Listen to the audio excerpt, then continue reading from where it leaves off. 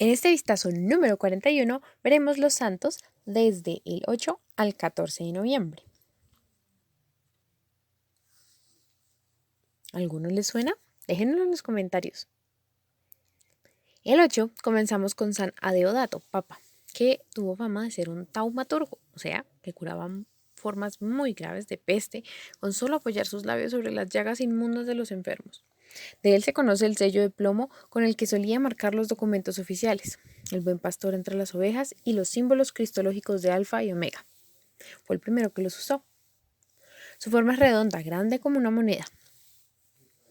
Fue el primer papa que estableció con testamento donaciones para distribuir al pueblo con ocasión de los funerales del sumo pontífice. En Roma, el papa no solo era el obispo y el pastor espiritual, sino también el guía civil, el juez, el supremo magistrado, el que garantizaba el orden. A la muerte de todo pontífice, los romanos se sentían sin protección, expuestos a las invasiones de los bárbaros nórdicos o a las venganzas del Imperio de Oriente. Murió en noviembre del 618, amado y llorado por los romanos que pudieron apreciar su buen corazón durante las grandes calamidades que atormentaron a Roma durante los 3 años de su pontificado, como el terremoto que dio el golpe de gracia a los marmóreos edificios del Foro, ya devastados por las continuas invasiones de los bárbaros, y una terrible epidemia llamada elefancía. El 9 está Santa Isabel de la Santísima Trinidad, quien nació el 18 de julio del año 1880 en una base militar en Navarre, cerca de la localidad de Bourges, en Francia, y fue bautizada 4 días después. En 1887, poco tiempo después que la familia se mudó a Dijon, su padre murió. Desde su primera comunión, ella se propuso vencerse a sí misma, aprendiendo a controlar su temperamento voluntarioso, ardiente e impetuoso. Progresivamente atraída por Cristo en 1894, Isabel hizo un voto de virginidad. Sintiéndose llamada a la vida religiosa, pidió permiso a su madre para entrar en el Carmelo de Dijon. Obedeció porque ella no quiso, se opuso y le prohibió visitar el monasterio. Así que solamente pudo empezar a acudir desde el 2 de agosto de 1901. Fue una muy buena pianista y ganó muchos premios. Era alegre y activa en la vida parroquial y social de su pueblo. Antes de su ingreso al monasterio vivió un tiempo aprendiendo a descubrir a Cristo en su día a día. El 8 de diciembre de 1901 la vistieron con el hábito religioso y le dieron el nombre de Isabel de la Trinidad. Su unión con la Santísima Trinidad creció en las profundidades de su alma. Mirando a María, ella aprendió a salvaguardar la presencia de Dios vivo y a hacer cada día su voluntad. Algunos meses después de su profesión religiosa, realizada el 11 de enero de 1903, se manifestaron los primeros síntomas de la enfermedad de Addison, que la condujo a la muerte en medio de atroces sufrimientos. Ella aceptó todo esto con paz, abandonándose con confianza en la misericordia de Dios. Hasta el 9 de noviembre de 1906, cuando tenía apenas 26 años. El 10 tenemos a San León Magno, papa. Tuvo que luchar fuertemente contra 2 clases de enemigos, los externos que querían invadir y destruir Roma y los internos que trataban de engañar a los católicos con errores y herejías. Llegó a ser secretario del Papa San Celestino y de Sixto III y fue enviado por este como embajador a Francia a tratar de evitar una guerra civil que iba a estallar por la pelea entre 2 generales. Estando por allá le llegó la noticia que había sido nombrado sumo pontífice en el año 440.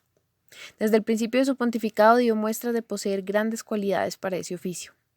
Predicaba al pueblo en todas las fiestas y de él se conservan 96 sermones, que son verdaderas joyas de doctrina. A los que estaban lejos los instruía por medio de cartas. Se conservan 144. En el año 452 llegó el terrorífico guerrero Atila, capitaneando a los feroces hunos, de los cuales se decía que donde sus caballos pisaban no volvían a ser la hierba. El Papa San León salió a su encuentro y logró que no entraran en Roma y que volvieran a su tierra de Hungría. En el año 455 llegó otro enemigo feroz, Gensérico, jefe de los vándalos. Con este no logró San León que no entrara en Roma a saquearla, pero sí obtuvo que no incendiara la ciudad ni matara a sus habitantes. Roma quedó más empobrecida, pero se volvió más espiritual. San León tuvo que enfrentarse en los 21 años de su pontificado a tremendos enemigos externos que trataron de destruir la ciudad de Roma y a peligrosos enemigos interiores que con sus herejías querían engañar a los católicos. Pero su inmensa confianza en Dios lo hizo salir triunfante de tan grandes peligros. El 11 conmemoramos a San Martín de Tours. Nació en Hungría, pero sus padres se fueron a vivir a Italia. Era hijo de un veterano del ejército y a sus 15 años ya vestía uniforme militar. Durante más de 15 siglos ha sido recordado por el hecho que le sucedió siendo joven, mientras era militar en Amiens, Francia. Un día de invierno muy frío se encontró por el camino con un pobre hombre que estaba tiritando y a medio vestir. Martín, como no llevaba nada más para regalarle, sacó la espada y dividió en dos partes su manto y le dio la mitad al pobre. Esa noche vio en sueños que Jesucristo se le presentaba vestido con el medio manto que él había regalado al pobre y se oyó que le decía: Martín, hoy me cubriste con tu manto. Desde entonces eligió seguir a Cristo. Se fue a Poitiers, donde era obispo el gran sabio San Hilario, el cual lo recibió como discípulo y se encargó de instruirlo. Como Martín sentía un gran deseo de dedicarse a la oración y a la meditación, San Hilario le cedió unas tierras en un sitio solitario. Y allá fue con varios amigos y fundó el primer convento o monasterio que hubo en Francia. En esa soledad estuvo 10 años dedicado a orar, a hacer sacrificios y a estudiar las Sagradas Escrituras. Los habitantes de los alrededores consiguieron por sus oraciones y bendiciones muchas curaciones y varios prodigios. Un día, el año 371, fue invitado a Tours con el pretexto que lo necesitaba un enfermo grave, pero era que el pueblo quería elegirlo obispo. Apenas estuvo en la catedral, toda la multitud lo aclamó como obispo de Tours. Allí fundó otro convento y pronto tenía ya 80 monjes. Y los milagros, la predicación y la piedad del nuevo obispo hicieron desaparecer pronto el paganismo en esa región. Había conversiones al cristianismo cada día. Los primeros que convirtió fueron su madre y sus hermanos, que eran paganos. Recorrió todo el territorio de su diócesis dejando en cada pueblo un sacerdote. Él fue fundador de las parroquias rurales en Francia. Con varios empleados oficiales tuvo fuertes discusiones porque en ese tiempo se acostumbraba a torturar a los prisioneros para que declararan sus delitos y él se oponía completamente a esto, aunque por ello se ganó la enemistad de altos funcionarios. Supo por revelación cuando le iba a llegar la muerte y comunicó la noticia a sus numerosos discípulos. Estos se reunieron junto a su lecho de enfermo y le suplicaban que no los dejara. Pero ya era justo y necesario que descansara. La parroquia se encuentra en la carrera primera, en las montañas orientales de Bogotá.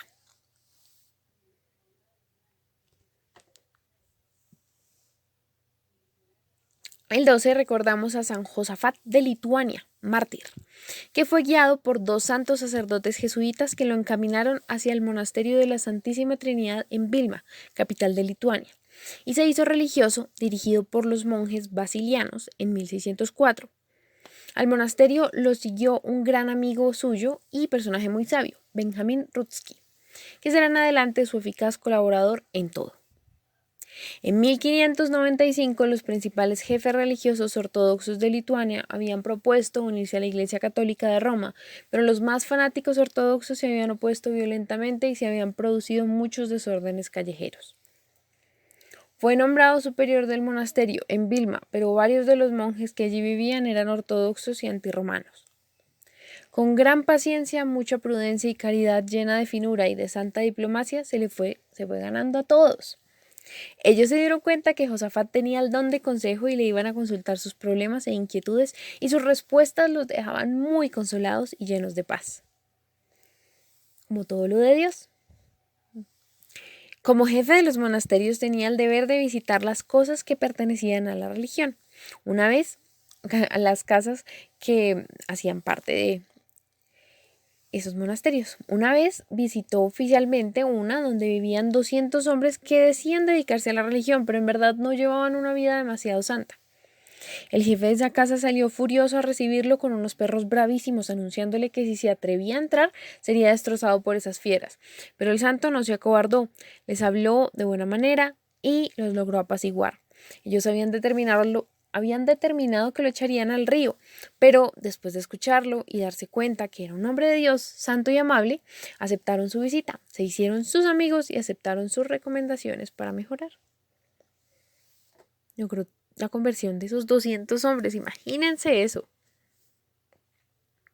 En 1617 fue nombrado arzobispo de Polotsk y se encontró con que su arzobispado estaba en el más completo abandono. Se dedicó a reconstruir templos, a obtener que los sacerdotes se comportaran de mejor manera, visitó una por una todas las parroquias, redactó un catecismo y lo hizo circular y aprender por todas partes para instruir a pobres e ignorantes. Pero sucedió que un tal Melesio se hizo proclamar arzobispo en vez de Josafat mientras éste visitaba Polonia, y algunos revoltosos empezaron a recorrer los pueblos atizando una revuelta contra el santo, diciendo que no quería obedecer al Papa de Roma. Muchos relajados se sentían molestos porque San Josafat atacaba a los vicios y a las malas costumbres. En 1623, sabiendo que la ciudad de Vitebsk era la más rebelde y contraria a él, dispuso ir a visitarla para tratar de hacer las paces con ellos. Sus amigos le rogaban que no fuera y varios le propusieron que llevara una escolta militar, pero él no admitió esto y exclamó: «Si Dios me juzga digno de morir mártir, no temo morir». El recibimiento fue feroz, insultos, pedradas, amenazas. Al intentar dañar a sus ayudantes, él se ofreció en vez de ellos. Y los jefes de una gritaron que muera el amigo del Papa y se lanzaron contra él. Le atravesaron de un lanzazo, le pegaron un balazo y arrastraron su cuerpo por las calles de la ciudad y lo echaron al río Dibna. Era el 12 de noviembre de 1623. Meses después, esos verdugos se convirtieron a la fe católica y pidieron perdón por su terrible crimen.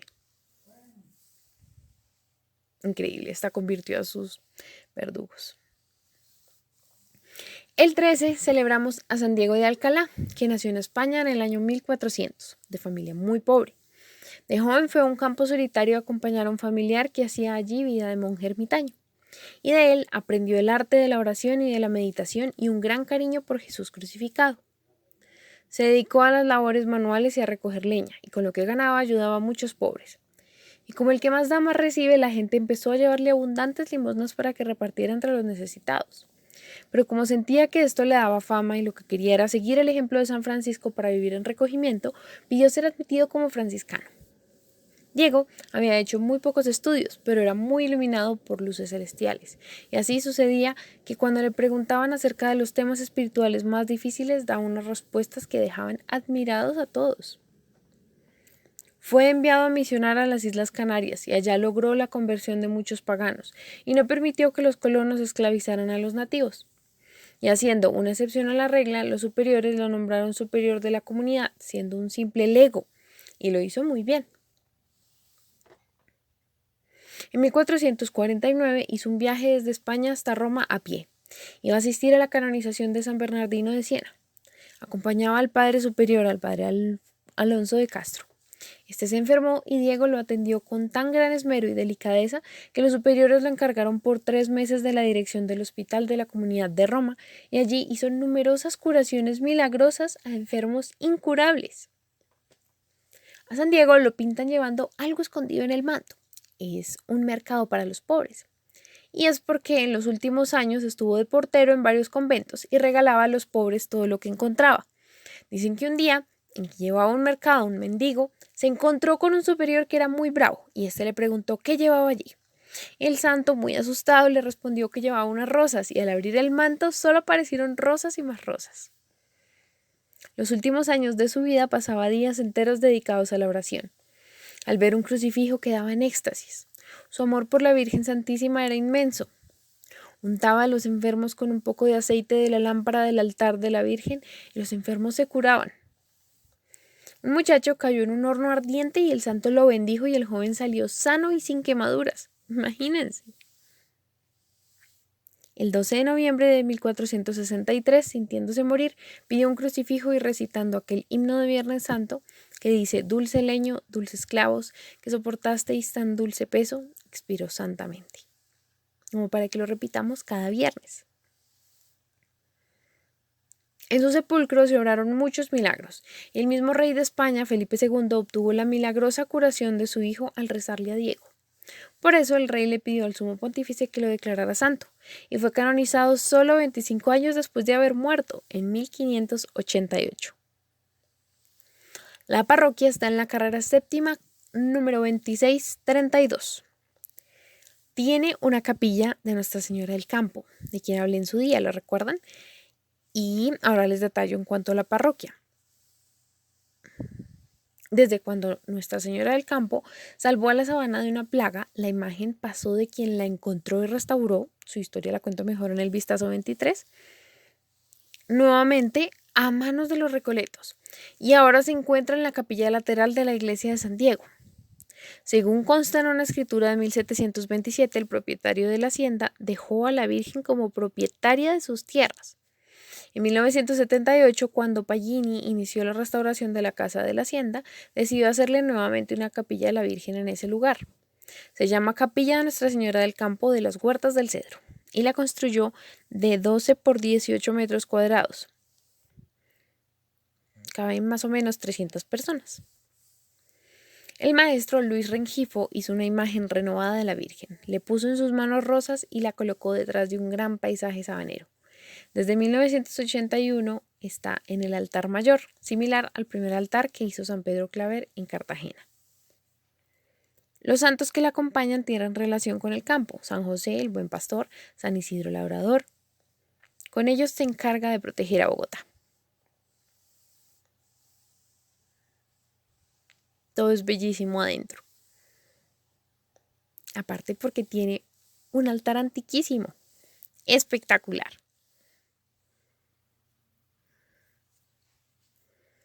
El 14 terminamos con San José de Pignatelli, de familia italiana que nació en Zaragoza, España en 1737. Ingresó a la comunidad jesuita y empezó a trabajar en los apostolados de su comunidad, especialmente en enseñar catecismo a los niños y a los presos. En 1767, la Masonería Mundial estableció un acuerdo para pedir a todos los gobernantes que expulsaran de sus países a los padres jesuitas. El rey Carlos III de España obedeció a las órdenes masónicas y expulsó de su territorio español y de las colonias a los jesuitas. El padre José Pignatelli y su hermano, por pertenecer a una familia aristocrática, recibieron la oferta de poder quedarse en España, pero con la condición de renunciar a su vocación jesuita. Los hermanos no aceptaron y prefirieron el destierro en la isla de Córcega. Sin embargo, los franceses invadieron esta isla y ambos también fueron expulsados de ese lugar. En 1774, Clemente XIV, por petición de los reyes españoles, emitió un decreto suprimiendo la Compañía de Jesús. Como resultado del decreto, aproximadamente 23.000 jesuitas fueron obligados a abandonar sus respectivos conventos y monasterios. San José Pignatelli, junto con sus demás compañeros, obedecieron humildemente y durante los 20 años siguientes soportaron pacientemente sufrimientos y humillaciones. Más adelante, el santo, con permiso del Papa Pío VI, se afilió a los jesuitas que estaban en Rusia y con la ayuda de ellos empezó a organizar a los jesuitas en Italia. Conseguía vocaciones y mandaba a los novicios a Rusia para su formación y preparación. El jefe de los jesuitas de Rusia lo nombró provincial de la comunidad en Italia y el Papa Pío VII aprobó ese nombramiento.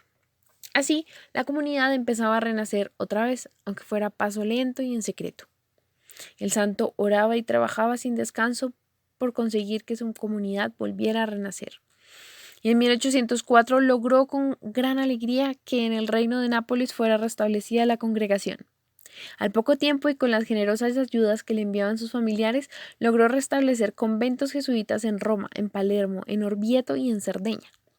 A pocos meses de conseguir la aprobación pontificia y así restablecer la Compañía de Jesús, el padre José falleció en 1811.